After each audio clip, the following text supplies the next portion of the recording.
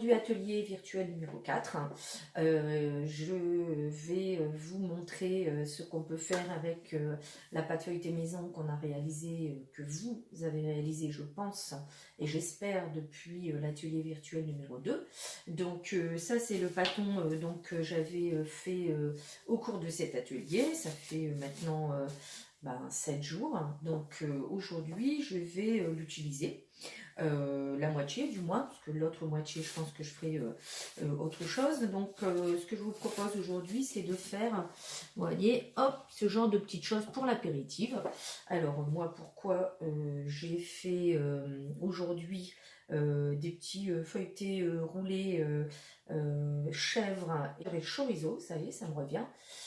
Donc voilà, j'ai donc réalisé avec ma pâte feuilletée des petits feuilletés roulés, vous voyez, un peu forme de rosace, avec du chèvre et du chorizo. Pourquoi? Parce que du chorizo, j'en avais dans le réfrigérateur depuis déjà un petit bout de temps, et puis surtout parce que le chèvre, c'est aussi encore un reste du Nouvel An qui était sous vide d'air. Voilà, donc pour faire ces petits feuilletés, il vous faut 3 ingrédients.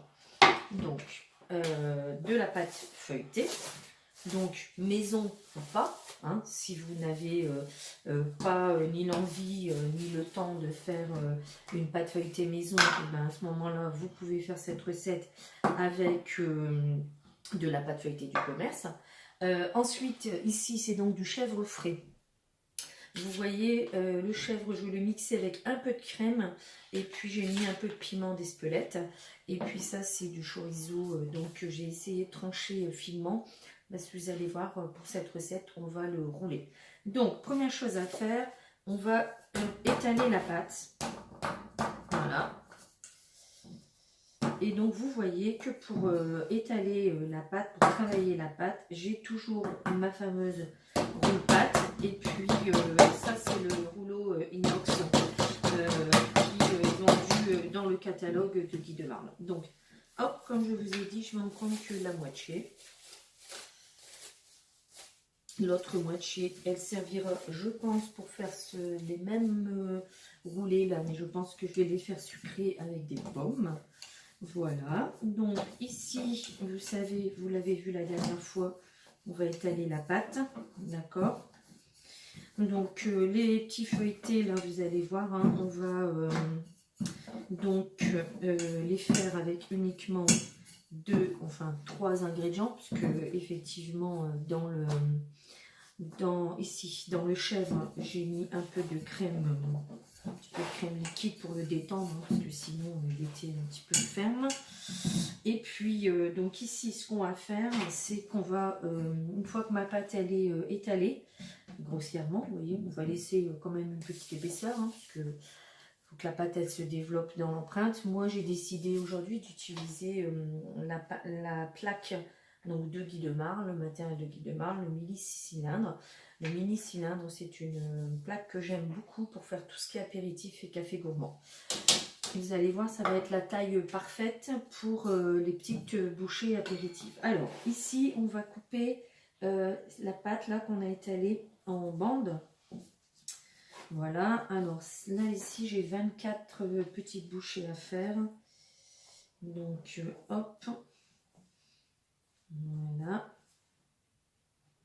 Donc, on va... Bon, alors, plus ou moins de même taille, hein, puisque de toute façon, c'est pas très grave si elles sont pas toutes identiques.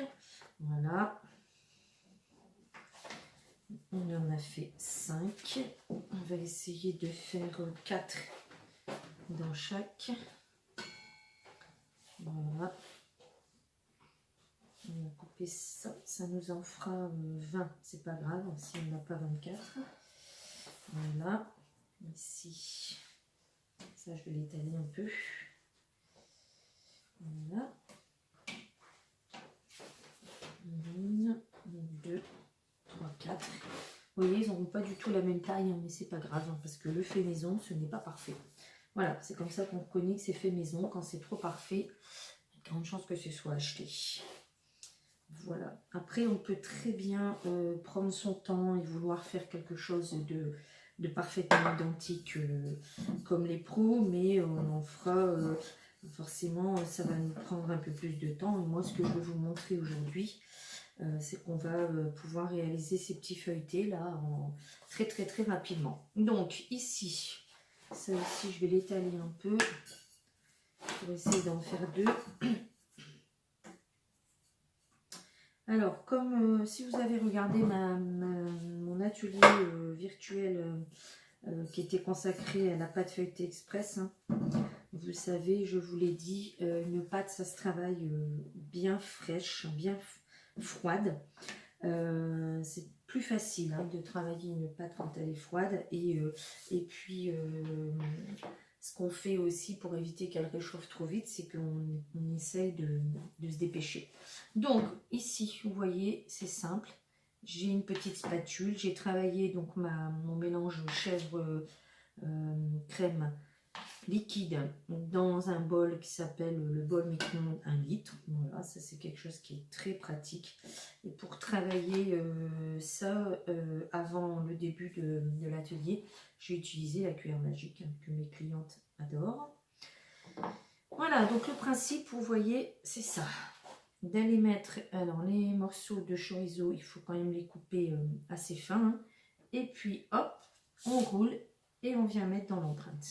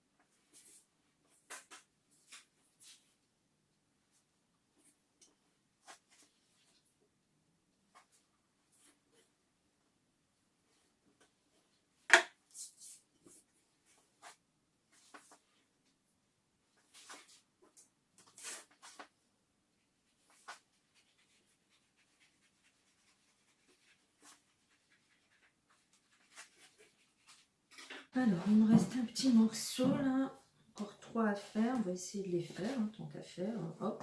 Ah ben non, il n'y a plus de chorizo. Bon, bah c'est pas grave. Il y aura peut-être quelqu'un dans l'assemblée qui pourra pas manger de chorizo, qui n'aimera pas ça, donc on va faire le reste, on va faire juste les petits feuilletés au chèvre. C'est possible aussi ça. Voilà. Hop. Et puis ce petit morceau là. Ce sera peut-être pas très beau, mais c'est pas grave. Je pense que ça sera mangé quand même. Voilà. Donc vous avez vu hein, combien de temps on a réalisé ces petits feuilletés. Donc ça, on va mettre ça dans le four une vingtaine de minutes à 200. Et puis vous allez obtenir. Alors ici, je vous montrerai tout à l'heure hein, ce que ça donne. Dans cette empreinte là, parce que là en fait c'est l'empreinte mini muffin qui est un peu plus large et plus haute. Donc pour la deuxième fournée, j'ai préféré prendre le mini cylindre. Je pense que ça sera un petit peu moins gros.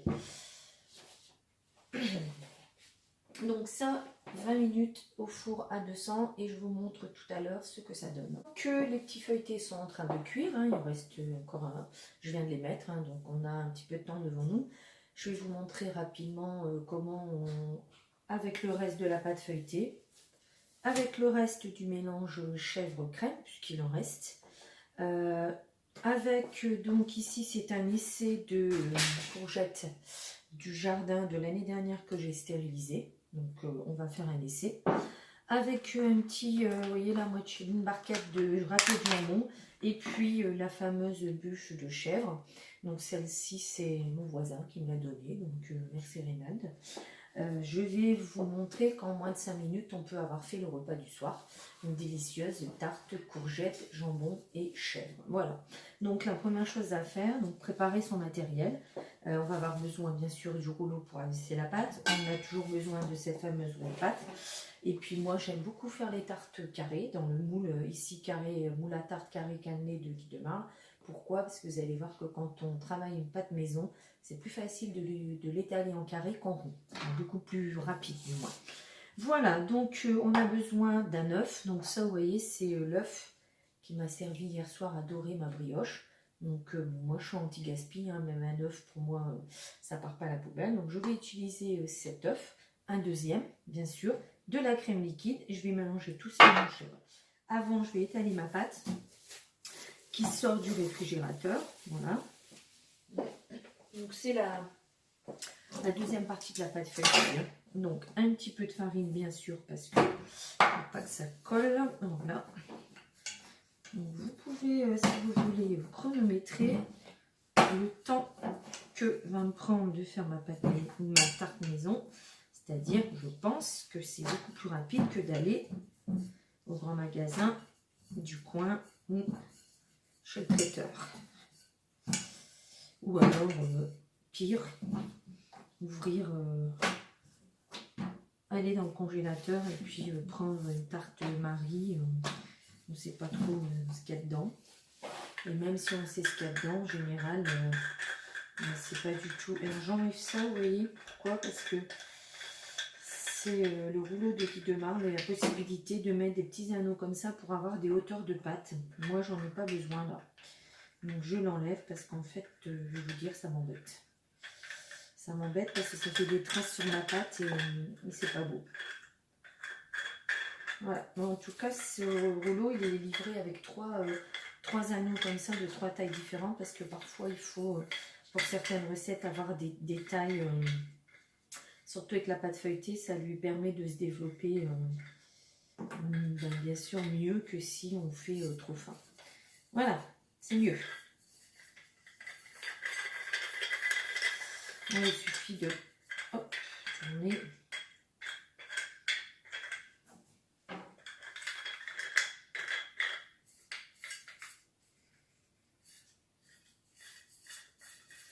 Voilà. Hormis cette perte de temps.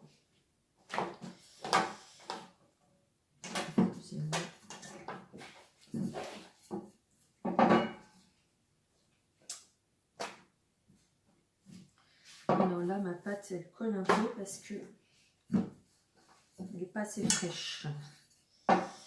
Alors, on va venir voir si on en a assez ici. Voilà.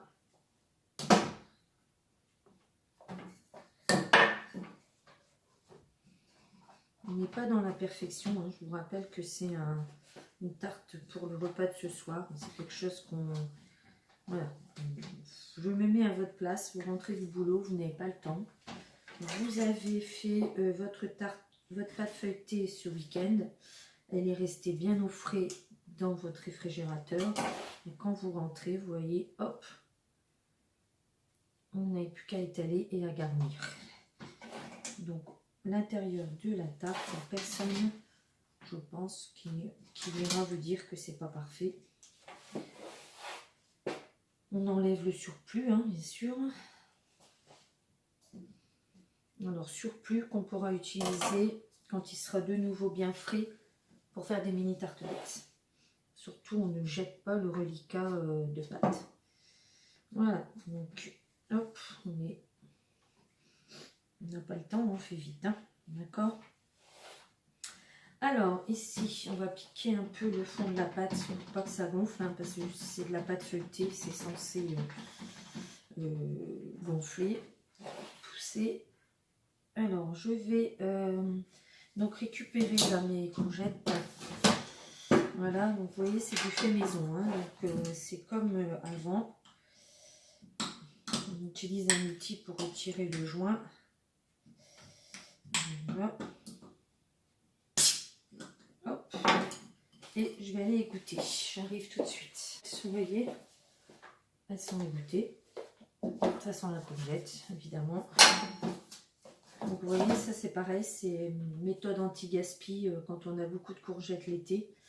Le congélateur, je ne sais pas ce que vous en pensez, mais moi j'utilise de moins en moins parce que ça dénature quand même un peu le goût de nos aliments.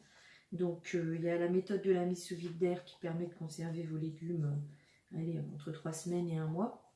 Mais si on veut les garder pour l'été, ben on fait comme moi, on stérilise. Voilà, ensuite je vais venir mettre sur les courgettes le râpé de jambon. Alors ça peut être des lardons fumés, ça peut être du jambon, ça peut tout ce que vous voulez. Ou rien du tout, hein, si vous n'avez pas envie de mettre que ce soit un plat complet. Voilà. Ensuite, on va venir mettre les œufs. Voilà. Et la crème. Voilà, toujours ma fameuse cuillère magique. Et je vais chercher du sel et du poivre. Donc le sel et le poivre. Le sel, on verse. Voilà. Vous voyez, parce que rien n'est perdu. On arrive toujours à trouver quelque chose à faire avec un reste de quelque chose. Là, vous voyez, je suis sûre qu'il y a la moitié des personnes qui auraient jeté leur mélange chèvre-crème. Non. Alors, je vais ajouter à ce mélange quelque chose que moi j'aime beaucoup, qui est de la ciboulette. Faites sécher la ciboulette, c'est de la ciboulette du jardin que j'ai fait sécher cet été. Et il n'y en a plus beaucoup d'ailleurs.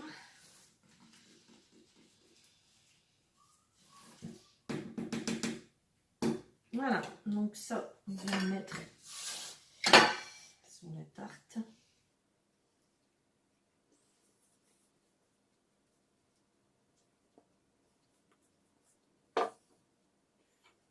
Et pour avoir une tarte bien gourmande, on va venir couper. Alors là, le chèvre, en l'occurrence, c'est du très bon chèvre, parce que c'est du chèvre qui vient de la chèvrerie d'Aix-Noulette. Donc, c'est des produits locaux.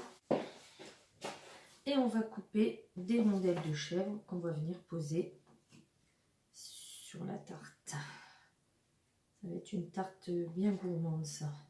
Je sens qu'on va encore se régaler. Alors, je suis adepte beaucoup de tartes et de soupe pour le soir. Et accompagné de crudités, de salade.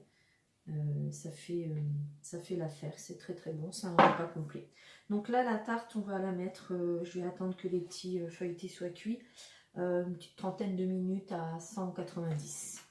Voilà, donc nos préparations là, nos cuissons sont terminées. Donc ici, vous voyez, on a donc les feuilletés roulés chorizo chèvre qui sont terminés, que j'ai mis sur un plateau et qui sont prêts pour dimanche midi. Je reçois l'apéritif, donc on aura déjà des petits feuilletés faits maison. Et puis ici, c'est donc la tarte chèvre. Alors je vous rappelle, hein, dedans c'est donc la fameuse pâte feuilletée. Le reste, on a des courgettes, on a du chèvre et on a du jambon. Donc je vais vous montrer, parce que comme finalement c'était pas prévu et puis on a eu le temps de vous montrer un petit peu que vous pouvez réaliser une tarte pour le dîner, une tarte à repas complet en moins de 5 minutes, hein, vous avez vu. Je vais vous montrer maintenant le démoulage. Donc dans les moules Guy de Marle, le démoulage d'une tarte, ben, soit c'est une tarte froide et on attend qu'elle soit refroidie, c'est beaucoup plus facile. Sinon, je vous montre la technique. On va, hop, vous voyez, faire dépasser un petit peu la tarte. Voilà. Et puis ensuite, la technique, c'est de faire glisser la tarte et le moule. Et puis ensuite, voilà. Voilà. Donc là, ici, ce qui est bien, c'est que de ce fait-là, je vais pouvoir manger ma tarte chaude et la couper dans ce plateau-là qui ne craint rien. Pour terminer cet atelier, je pense que c'était un atelier un peu plus rapide que les autres. Ce que je voulais vous dire, c'est que si vous souhaitez vous équiper du matériel que j'ai utilisé aujourd'hui, deux solutions, hein. Vous pouvez me contacter par mail ou par téléphone, je vous mettrai les coordonnées à la fin du petit film là. Et puis sinon, vous avez la solution de la e-boutique. Si vous avez déjà une conseillère, surtout ne changez pas, gardez votre conseillère et commandez sur la e-boutique avec ses coordonnées. Si vous n'avez pas de conseillère, vous pouvez me choisir. C'est pareil, vous aurez mes coordonnées à la fin. Donc ce sera facile, sur la boutique vous allez me trouver. Ce que je voulais vous dire aussi, c'est que vous pouvez aussi accepter d'accueillir un atelier à votre domicile. Ça, c'est le genre de recette clairement qu'on peut faire en atelier. Vous les ferez découvrir à vos amis. Et puis surtout, ce que vous ferez découvrir à vos amis, c'est de fantastiques produits de professionnels fabriqués en France. Voilà, donc je vous donne rendez-vous pour l'atelier culinaire virtuel numéro 5. Je ne sais pas du tout encore ce que je vais vous proposer, ce sera la petite surprise. Et bien, je vous souhaite une bonne soirée, une bonne nuit, une bonne journée. L'heure, ça dépend de l'heure à laquelle vous me visionnez. Et puis en tout cas, je vous dis à la prochaine fois. Bye bye!